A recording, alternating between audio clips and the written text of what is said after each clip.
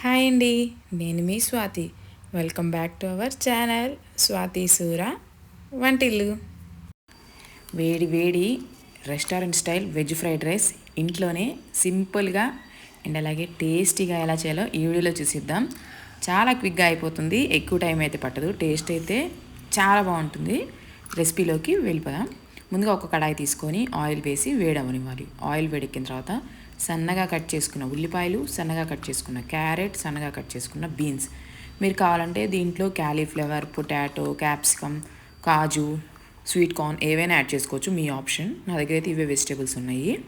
And అలాగే దీంట్లోనే కొంచెం ఉప్పు వేసి ఇవన్నీ ఒక 50% కుక్ అయ్యేంత వరకు కుక్ అవనివ్వాలి. దీంట్లో కొద్దిగా సోయా సాస్ అండ్ అలాగే కొంచెం బ్లాక్ పెప్పర్, ఒక 1/2 టేబుల్ స్పూన్ వెనిగర్, అంతే. ఇవన్నీ వేసిన తర్వాత కుక్ చేసి పక్కన పెట్టుకున్న రైస్ వేసుకోవాలి. మీరు కావాలంటే బాస్మతి రైస్ కూడా యూస్ చేసుకోవచ్చు, నేను ఇక్కడ నార్మల్ రైస్ వేస్తున్నాను.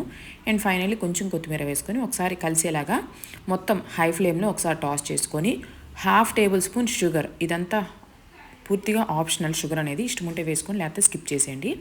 స్టవ్ ఆఫ్ చేసేసుకొని వేడి వేడిగా సర్వ్ చేసుకుంటే రుచి అయితే చాలా బాగుంటుంది. ఒకసారి ట్రై చేయండి.